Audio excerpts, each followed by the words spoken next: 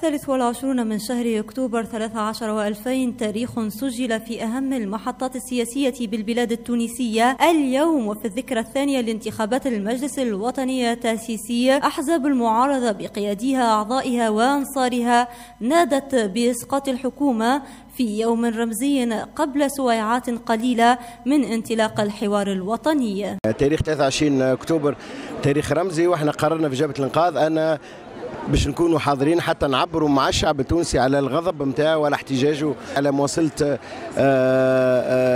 الحكم ورفضها الاستقالة. اليوم نهار 23 أكتوبر هو منعرج آخر في تاريخ تونس الحديث. نادي السيد رئيس الحكومة علي العريض بعدم تأجيل حكومته لأكثر من هذا، لأن هذا لا يخدم تونس أبدا. علينا أن نمر إلى الطريق الصحيح. نعتبر هذه الوقفة الاحتجاجية هذه كآلية للضغط بالطبيعة. احنا هذه أول حاجة، فما البعد الرمزي للتثار هذه، ولكن فما البعد الجماهيري.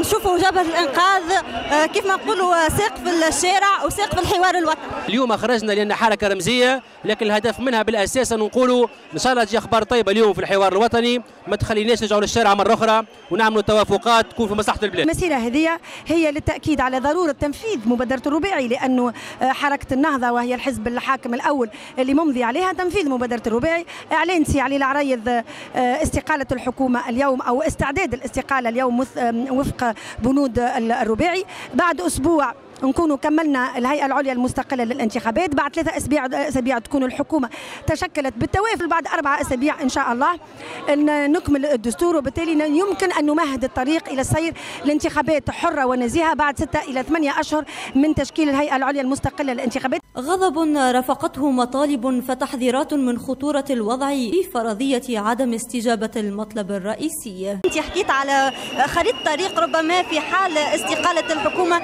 لكن في عدم يعني قبول الحكومة الاستقالة. اللي اليوم يتشبث بالكرسي وما يخممش في مستقبل تونس والأخطار اللي تونس ما يخممش في تونس، لكن فما أمر آخر لكل حادث حديث.